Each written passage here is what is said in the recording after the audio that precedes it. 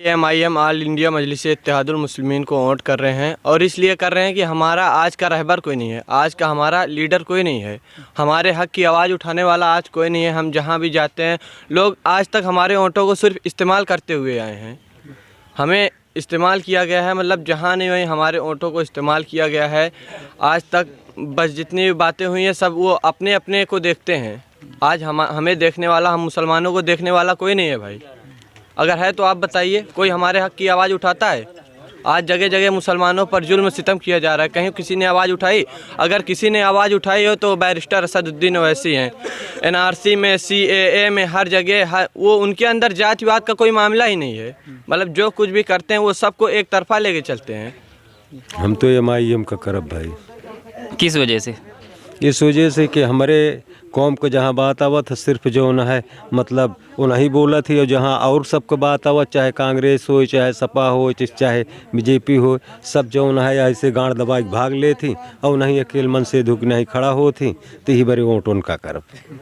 भाई जो भी बात करते हैं संविधान के दायरे में बात करते हैं। आप कह रहे हैं संविधान के दायरे में कहते हैं, जबकि दूसरी पार्टियां समाजवादी, बहुजन समाज, कांग्रेस उन पर बराबर इल्ज़ाम लगा रही हैं कि वो भड़काऊ भाषण देते हैं, वो बांटने वाली राजनीति करते हैं। नहीं, ये गलत है। तो राजनीति होता रहता है, एक दूसरे के ऊपर इल्ज़ाम लगता रहता है फिलहाल, मगर जो अच्छा लीडर है उसको अच्छा कहा जाएगा। वो जात पात की बात नहीं करते, हिंदू मुस्लिम सिख ईसाई सब के लिए लड़ते हैं और संसद भवन के अंदर खड़ा होते हैं तो हमेशा हक़ की बात करते हैं। नाज़रीन, MIR 24 के न्यूज़ रूम में आपका इस्तकबाल है।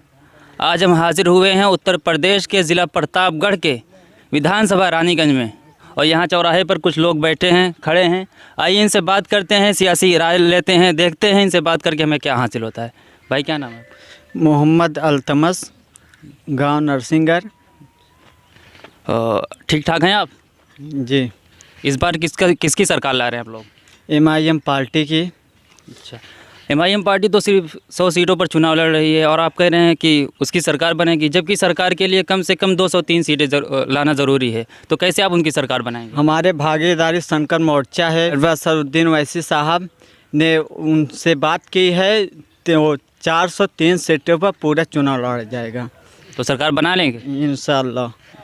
भाई आप किस लिए, उनकी क्या उनसे खूबी आपको पसंद आई कि आप ओवैसी साहब को वोट कर रहे हैं? भाई हमारे कोई भी मतलब समस्या है उस पर वही बोलते हैं, जैसे NRC CA हो गया, और भी कोई मुद्दा होता है उस पर वही बोलते हैं। दूसरा कोई बोलने के लिए अभी आज की डेट में तैयार नहीं है। अखिलेश यादव जी?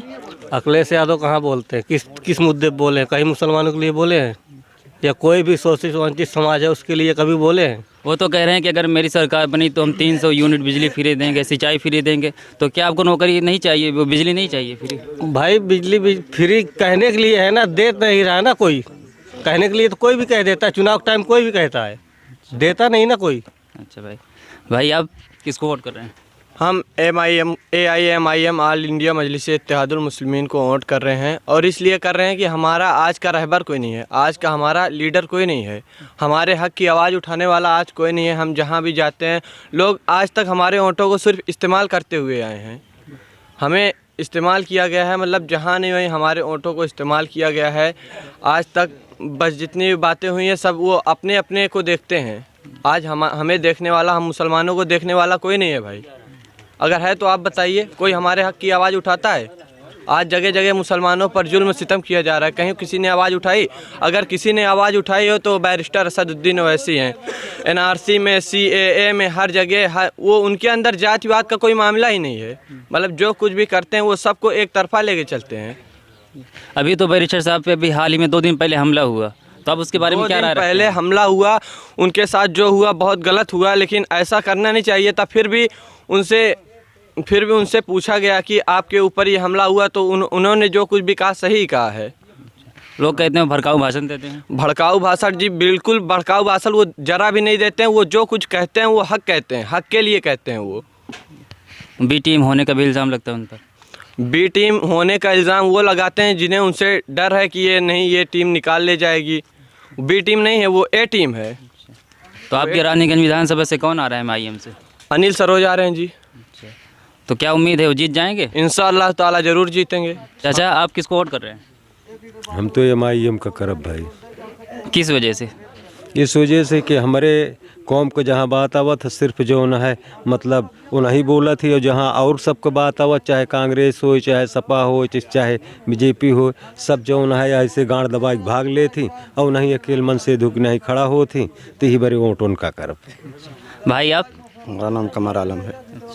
हम असदुद्दीन ओवैसी साहब को वोट करेंगे इस बार। कौन सी? भाई उनके अंदर बहुत सारी अच्छाई हैं, हम बता नहीं पाएंगे। जो भी बात करते हैं संविधान के दायरे में बात करते हैं। आप कह रहे हैं संविधान के दायरे में कहते हैं, जबकि दूसरी पार्टियां समाजवादी, बहुजन समाज, कांग्रेस उन पर बराबर इल्ज़ाम लगा रही हैं कि वो भड़काऊ भाषण देते हैं, वो बांटने वाली राजनीति करते हैं। नहीं ये गलत है। तो राजनीति होता रहता है, एक दूसरे के ऊपर इल्ज़ाम लगता रहता है फिलहाल। मगर जो अच्छा लीडर है उसको अच्छा कहा जाएगा। वो जात पात की बात नहीं करते, हिंदू मुस्लिम सिख ईसाई सब के लिए लड़ते हैं और संसद भवन के अंदर खड़ा होते हैं तो हमेशा हक की बात करते हैं।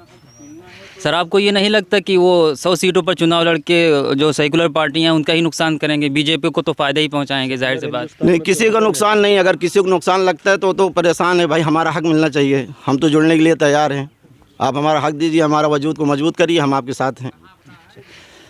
ये थे कुछ लोग जिनसे हमने इंटरव्यू लिया, इनसे चुनावी हालचाल लिए, राजनीति पर बात की और इन्होंने बहुत बेबाकाना अंदाज में अपनी बात को रखा, अपनी राय को रखा। हम फिर मिलते हैं किसी दूसरे चौराहे पर, किसी और से इंटरव्यू लेते हैं। तब तक के लिए इजाज़त दीजिए। खुदा हाफिज़।